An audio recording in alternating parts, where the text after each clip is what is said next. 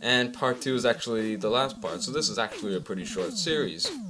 But without further ado, we're just going to jump right into it. Last time we discussed the possibility of Sega taking over as a leading competitor in the third generation, a time we all remember belonging to Nintendo.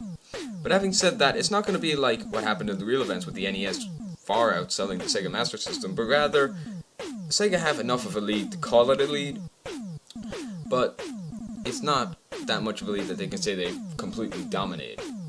But let's move on to 1988, where we know that there's a console that's going to be released in the United States and Japan, the PC Engine in Japan, or the TurboGrafx 16 in America. And it's going to suffer from the same problems. I mean, like, it has all these good games, you know? Like Splatterhouse, Blazing Lasers, or Bonk's Adventure. But, you know, it didn't advertise very well in the United States, and that's what was its downfall, and this is what's going to be its downfall in the altered events. And another thing that's going to kill off the TurboGrafx 16 is the Super Nintendo Entertainment System and the Sega Mega Drive, two actual 16-bit systems. But there's a very unusual scenario here. In the altered events, the Mega Drive is actually more powerful than the Super Nintendo, which is the opposite of what happened in the real events, and that's because Nintendo are actually in Sega's position, and Sega are in Nintendo's position. You know, Sega are top of the video game market, whereas Nintendo are trying to knock them off their perch. But you see these arguments here, you know, Genesis does what Nintendo don't, blast processing. Are they really going to use any of those arguments? And the answer is no, they're not going to use any of those arguments because they don't need to. Sega's negative advertising only came into play when they were below Nintendo and they needed to find a way to bring Nintendo down to their level.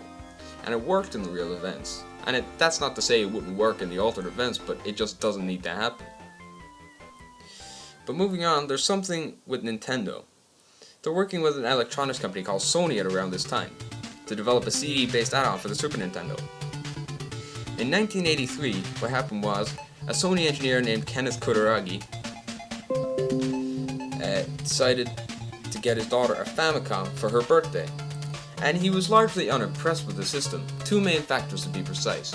One, the sound chip, it was very poor. And two, the fact that the system used cartridges over floppy disks.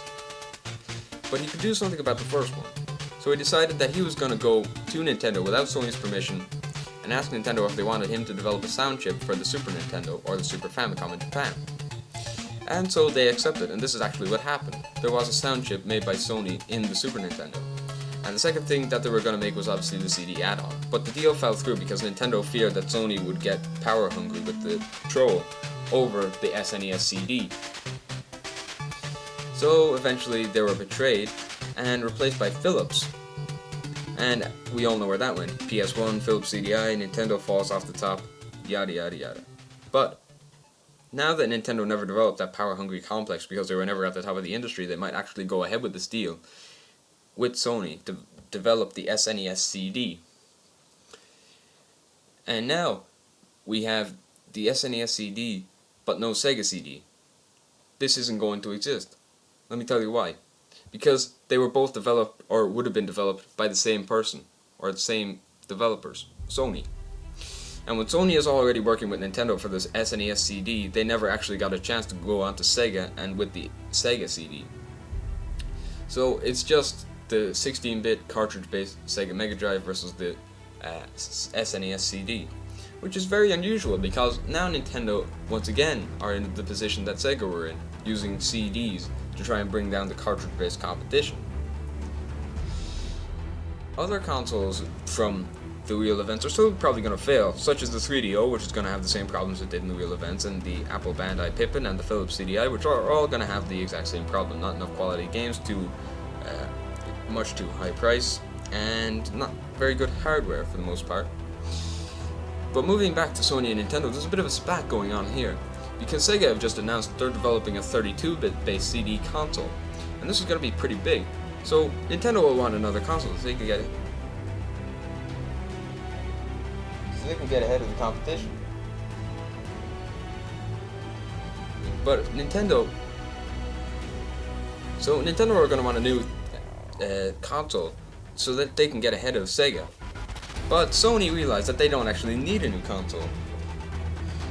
And so the feud begins and it ends with Nintendo and Sony splitting.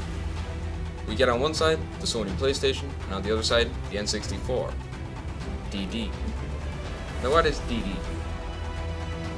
Well, it was an add-on that was released exclusively in Japan, but it was supposed to come with every N64 built onto the bottom. What this did is it made for more internal memory space. You see, Shigeru Miyamoto, who was a very prominent figure at Nintendo, and he was the developer of The Legend of Zelda Ocarina of Time, which is largely considered by many to be the best game of all time. But this game in Japan exclusively used the 64DD add-on. It didn't anywhere else, but you needed it in Japan. What this did was, it allowed for more internal memory, but when I say internal memory, let me explain to you what I mean. It meant that every footprint you took in the sand would be left there, every cage you opened, every NPC you interacted with, every door you opened or closed would all remain exactly as you left it, and this was going to be pretty innovative. But because of the Sony PlayStation becoming so popular, Nintendo didn't actually have any time. The Sega Saturn would have been fine, because they were doing just fine with the Super Nintendo, but the PlayStation came along and completely ruined it. But the PlayStation isn't going to stand much of a chance here, for one simple reason. The Sega Saturn is going to be in the position of the N64, which already has a reputation with developers. And so they're going to likely develop games for both Sony and Sega. And Sony, yeah, they can use the argument that they are more open to smaller developers. But while they are going to get games like Crash Bandicoot, Spyro the Dragon, and Gran Turismo, they're not going to get games like Ridge Racer, Metal Gear Solid, or Final Fantasy VII, which also helped them become popular. They're going to be released on the N64 DD and the Sega Saturn. So Sony actually are a failure in our altered events. And it leaves us back to Nintendo and Sega, the two main boys. And Nintendo are actually ahead, because their console uses CDs, because Nintendo never had that fear of piracy. So games like Super Mario 64, Zelda, and Smash Bros., which are first-party games, are going to attract people to the system, and you finally have all this third-party support. This is the system that you want to go to if you want to push on, if you want to get ahead of the competition, if you want to be innovative, cutting edge. Sega is only 32-bit, and as a result, not as powerful. I mean, EA are still going to remain close to Sega, but even they are going to develop for Nintendo eventually. That is until a company steps in by the name of Microsoft, and Microsoft want to develop a console. But they too, like Sony, make the very, very important step of realizing that they don't actually know what they're doing when it comes to video games. So they need a developer to develop the console and develop the games. What are they going to develop if someone develops the console and the games for them? Very simple answer. They're going to use Windows as the main developing platform to make it attractive for developers to use. And this company in the real events is going to be the company they team up with in the altered events. And there's going to be no interruptions in the altered events. This company is Sega. And what's the product? The Sega Dreamcast, a cutting-edge console way ahead of its time, released in 1998. So let's compare it to the N64 DD. Well, first of all, it's going to get more smaller indie support thanks to Microsoft Windows.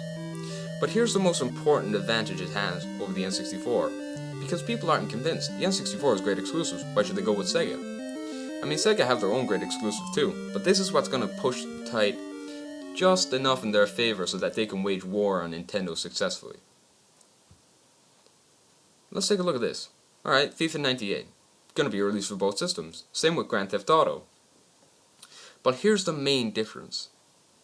What did Sega introduce with the Dreamcast in the real events, but it never became popular because it never got a chance? But in our altered events, because there's no Sony, it's going to be a lot safer to do it now. This is online play. The Dreamcast had a service called SegaNet, where you could hook up your router to the console, and therefore you could play online with other people. This only worked for some games, such as Phantasy Star Online, but it actually wasn't very popular because Sega didn't heavily advertise it. They didn't find a game that gave people a reason to actually go there. But now that the games are actually looking much better on the Sega Dreamcast, and not only that, they're also playing much better, and they're playing online, people have a reason to buy the system. They don't even need the first-person shooter genre. It might come along eventually, but they don't need it, because they can advertise this now because there's no Sony in the way. And Sega also don't have that foul reputation they had in the real events with making a console and then moving on, and making another console and then moving on every 2 years. So the end product of this is yet another console war, until about our present year 2016, Nintendo NX and presumably the Dreamcast 4. Yeah, it's just like our real events, only except with two completely different companies who actually never left. So that's what happens if Atari fails. There's no video game crash.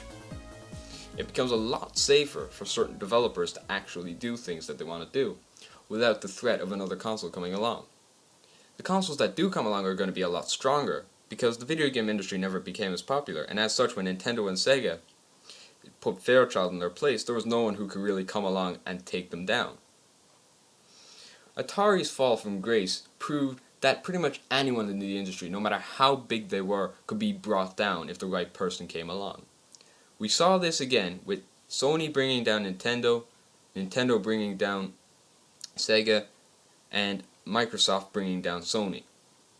And then Sony rising back up again, proving that you always have a chance. This made the industry competitive and exciting. It made consoles wars fun to watch and fun to be a part of. I'm the man with a plan. Thank you for watching my video. Please subscribe for more.